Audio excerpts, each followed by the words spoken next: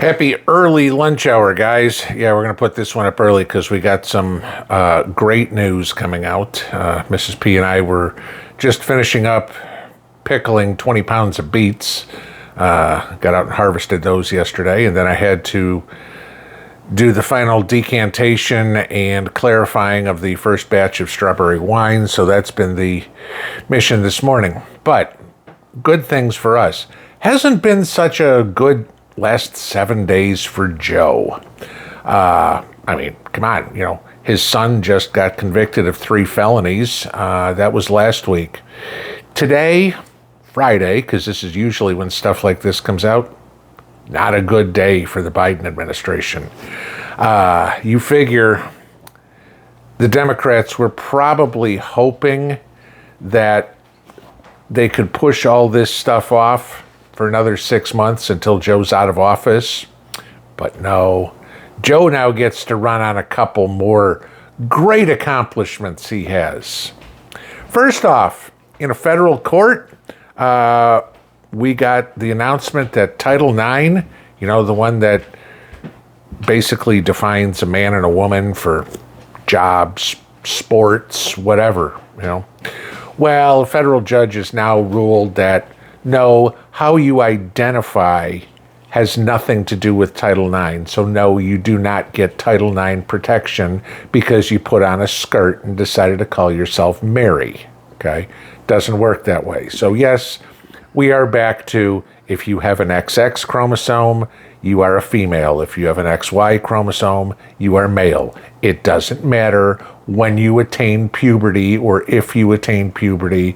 It matters on the, what was that phrase again? Follow the science? Yeah, that would be the one. Okay. So yes, at least in 4 states now, until this gets taken up further, men are men and women are women, and there is nothing else. There are 2 genders. The end. Congratulations, we got a judge that actually knows how to define a woman. Maybe he should go get a seat on the Supreme Court, right? But the big one, this is the classic. The Supreme Court came down today, 6-3, go figure, okay, and struck down the ATF's federal ban on bump stocks. And in their decision, they said, no, we do not find that putting a bump stock on a semi-automatic modern sporting rifle makes it a machine gun. Sorry, Joe, you lose again. Okay. It's kind of interesting. You're starting to see quite a few 2A cases go toward the people and not toward the powers that want to enslave us. The decision, okay, written by Justice Thomas, is this. Congress has long restricted access to machine guns, a category of firearms defined by the ability to shoot automatically more than one shot by a single function of the trigger. Semi-automatic firearms, which require shooters to re-engage the trigger for every shot, are not machine guns. This case asks whether a bump stock, an accessory for a semi-automatic rifle that allows the shooter to rapidly re-engage the trigger and therefore achieve a high rate of fire, converts the rifle into a machine gun. We hold that it does not. End of story. That's it. You got a bump stock. Go get your screwdriver and put it back on. Okay, because they can't touch you. All right. You want to go buy one?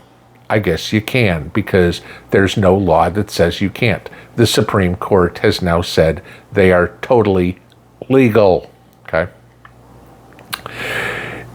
It's just funny because we hear Congress, who can't even define it, doesn't know their way around any sort of weaponry. How do they put 50 caliber clips, or it shoots 1,000 rounds a minute, or an M16 will blow out the back of your an AR-15, not an M16, even though basically it's the same weapon, will blow out the back of your head, all those things.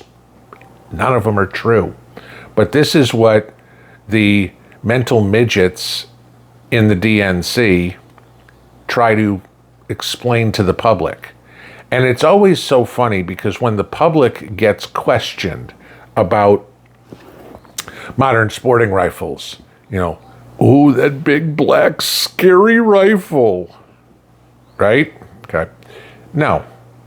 I mean, ask any hunter not Biden, okay? Not somebody with the name Hunter. Ask anybody that hunts what they'd rather hunt, let's say a deer with. A 30-30, a 308, or an AR-15. Oh, but an AR-15 is a semi-automatic. You can buy semi-automatic 308s. You can buy semi-automatic shotguns. You can buy semi-automatic 30-30s, okay? A AR-15, a 5.56 round, is basically a 22 round. Just got a whole lot more velocity to it, a little bit more weight, okay? But they're going to continue to lie to people, to gaslight the public, to make everybody believe that, oh, it's so scary if they can fire more than one round every 3 days. I don't know what it is. You know, you should have, muzzle loaders. That's what the Second Amendment was for. No, Second Amendment didn't say the right to bear muzzle loaders. It didn't say the right to bear flintlocks. It said the right to bear arms, period. And yes, Joe, that means the right to bear tanks, the right to bear F-16s, all that sort of stuff. We have that right. The Constitution gives it to us. You can't take it away. You may try, but unfortunately, for you at least, there are intelligent people on the Supreme Court, again, ones that can define a woman, okay, who saw this as, no, this is overreach of the government trying to violate the Constitution. Sorry, Joe, you lost. So while you are trying to figure out how to get your son out of prison, while you are trying to figure out how to identify the anatomy of a human being, and while you are trying to figure out how to infringe on our First Amendment rights, our Second Amendment rights, our Fourth Amendment rights, our Fifth Amendment rights, too bad your term isn't already over. Because now you get to answer all the questions on why.